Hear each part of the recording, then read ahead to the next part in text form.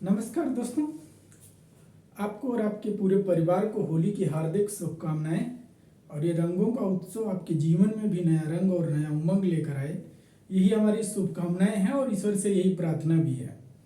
तो होली का त्यौहार भारत में बहुत धूमधाम से मनाया जाता है और वर्तमान समय में भारत ही नहीं बल्कि विश्व में, चूँकि भारत के वासी जो है पूरे विश्व में जो है बहुत बड़ी संख्या के तादाद में जो है भारत के बाहर भी कुछ लोग रहते हैं, वो भी होली का त्यौहार भारत ही नहीं बल्कि विश्व में भी मनाते हैं।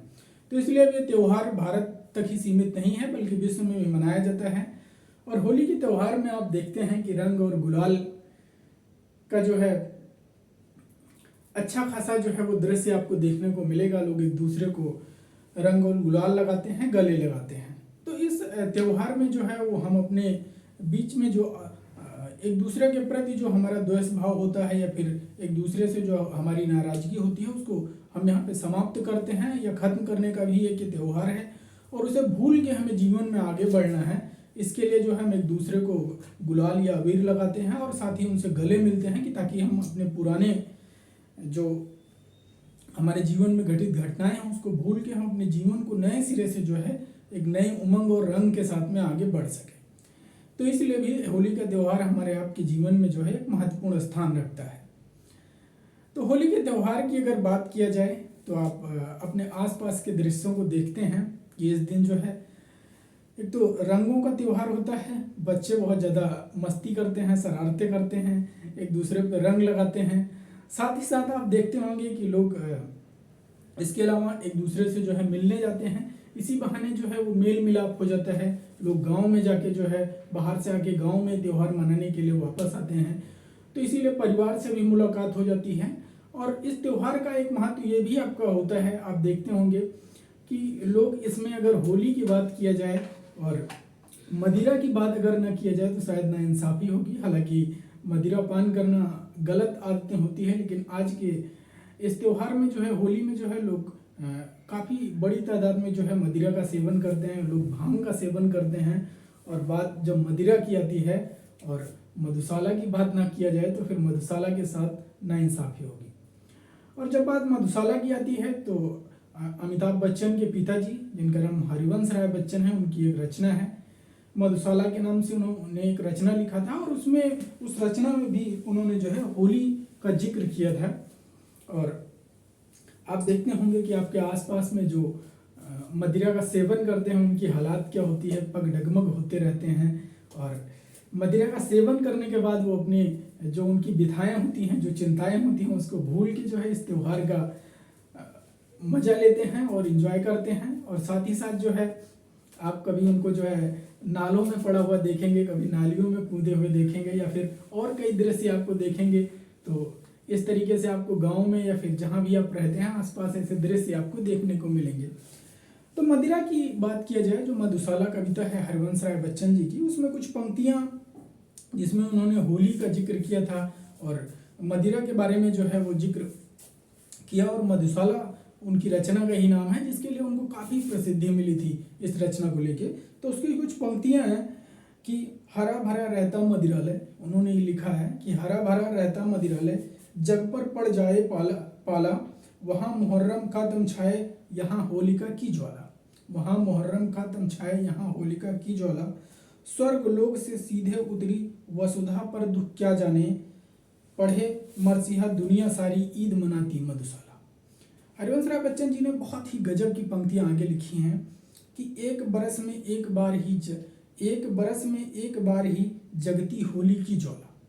उन्होंने कहा है एक साल में जो है एक ही बार होली यानी होलिका दहन होता है, होली की ज्वाला जलती है। तो कहा है एक बरस में एक बार ही जगती होली की ज्वाला, एक बार ही लगती बाजी जलती दीपों की माला। दुनिया वालों किंतु किसी दिन मदिरालय में आकर देखो, दिन में होली रात दिवाली रोज मनाती मधुशाला। यानी होली और दिवाली का जिक्र जो है वो मधुशाला को लेके जो है उन्होंने किया है। और मदिरापान इसमें जो है आप देखें कि भारतवर्ष में जो है कई करोड़ों में जो है वो मदिरा का जो है बिक्री हो जाता है इस त्यौहार में जो है। जबकि गवर्नमेंट के द्वारा आधिकारिक रूप से जो है वो जो मदिरा मधुशाला की स्थान है उसको बंद कर दिया जाता है, लेकिन फिर भी भारत में जो है जुगाड़ की कमी नहीं है। तो इस हालात को लेके आप देखते हैं। अब हम आप इस वीडियो को अंत तक देखेंगे तो होली के बारे में आपको कई रोचक जानकारियां मिलेंगी जो है। उससे पहले आपसे छोटा सा निवेदन है कि आप हमारे इस वीडियो को जो है वो लाइक कर दीजिएगा। तो होली मनाने के पीछे के कारणों को हम जानेंगे कि क्या क्या कारण है। तो इसको लेके 4 कहानियां जो है मुख्य रूप से प्रचलित है। वैसे तो बहुत सी कहानियां हैं, लेकिन 4 कहानियों का जिक्र हम यहाँ आपके साथ करेंगे।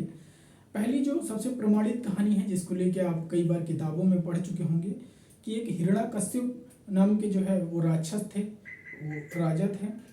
और हिरण्यकश्यप या कश्यप जो है उनका एक पुत्र था जिसका नाम प्रहलाद था। तो हिरण्यकश्यप जो है वो भगवान को अपना दुश्मन मानता था और अपने साम्राज्य या अपने राज्य में जो है वो कहता था कि कोई भगवान का नाम जप नहीं करेगा, बल्कि हमारा नाम जप करिए, जो है हम भी भगवान से कम नहीं है। उन्हीं के घर में जो है एक बच्चा जन्म लेता है जिसका नाम प्रहलाद है। और प्रहलाद जो है भगवान का एक बहुत बड़ा उपासक या भक्त बन जाता है और वो बचपन से ही भगवान के नामों का जप करता रहता है।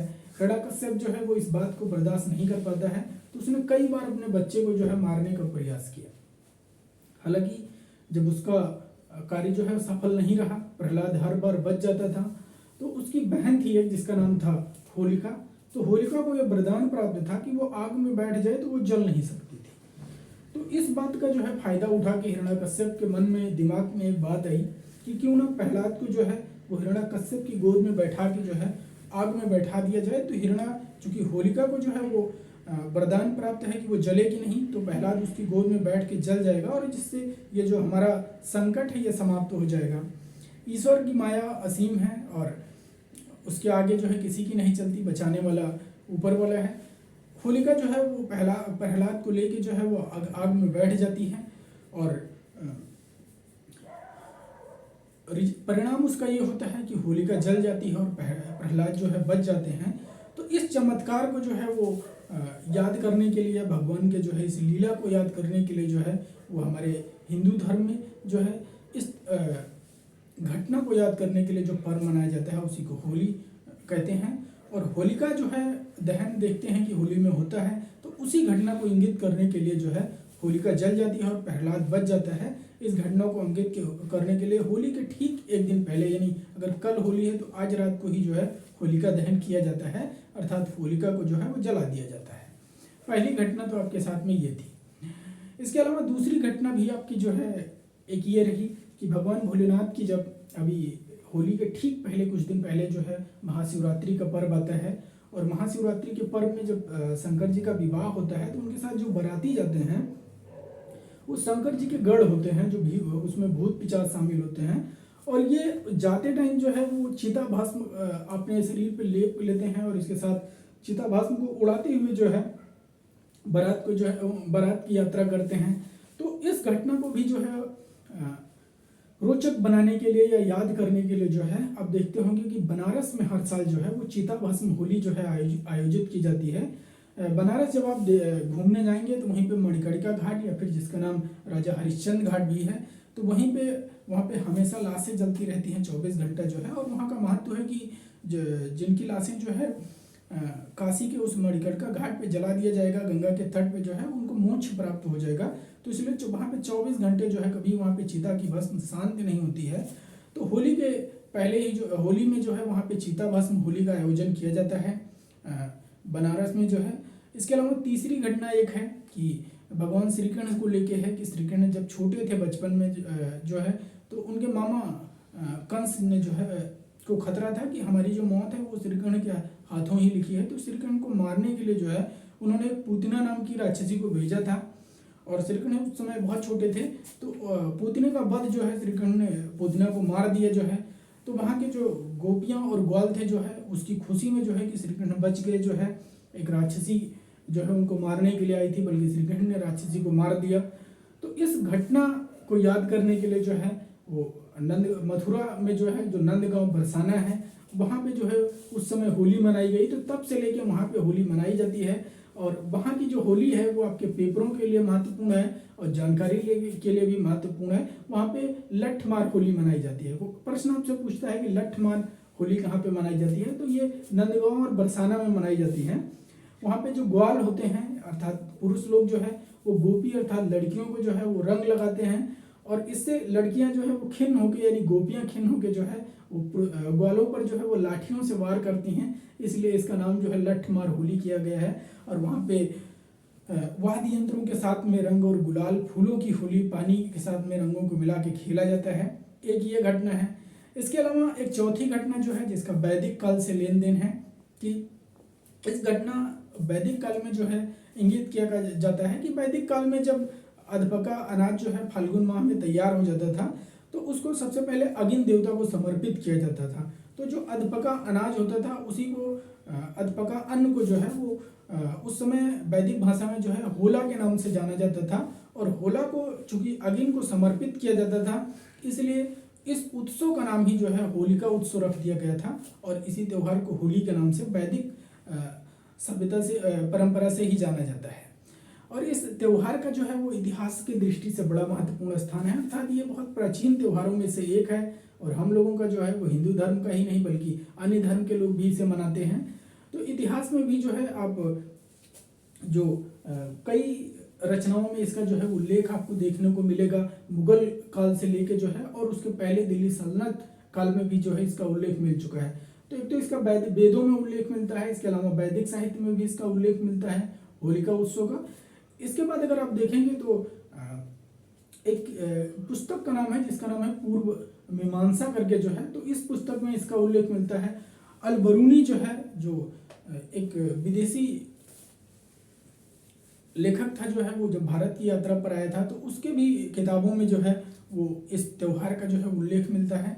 और इसके साथ साथ जब आप मुगल काल का जो है इतिहास प्रारंभ होता है तो उस समय अकबर जो है उनकी पत्नी का नाम था जो पुताने के घर से बिलोंग करती थी, जोधाबाई जो है, तो उनके साथ जो है होली उत्सव खेलने का जो है साक्ष्य मिलता है। इसके साथ जहांगीर ने जो है नूरजहां के साथ होलिका उत्सव खेला था, और इस होली को जो है मुगलिया अंदाज देने का काम जो है वो शाहजहां ने किया था। शाहजहां ने जो है होली को बड़े धूमधाम से मनाया जो है, और इसका नाम ही उन्होंने जो है रंगों की बौछार के नाम से जो है इस पर्व को जो है इंगित किया। और उर्दू में जो है इस रंगों के त्योहार को शाहजहां के शासनकाल में जो है हम मुगलिया अंदाज को ईद गुलाबी के नाम से जाना जाता है, और या फिर इसे रंगों की बौछार कहा जाता है। महाराणा प्रताप ने जो है उनके भी दरबार में एक उत्सव उनकी किताबों में देखने को मिलता है जिसमें एक पात्र में जो है वो रंगों को रखा गया है, वहाँ पे कुछ नृत्याएं जो है वो नाच कर रही हैं, तो इससे भी अनुमान लगाया जाता है कि उनके भी दरबार में होलिका उत्सव का आयोजन किया जाता था। तो उम्मीद है कि यह जानकारी आपको अच्छी लगी होगी, और एक बार फिर आपको और आपके पूरे परिवार को होली की हार्दिक शुभकामनाएं। आप हमारे इस वीडियो को लाइक करिएगा और चैनल को सब्सक्राइब करिएगा। जय हिंद।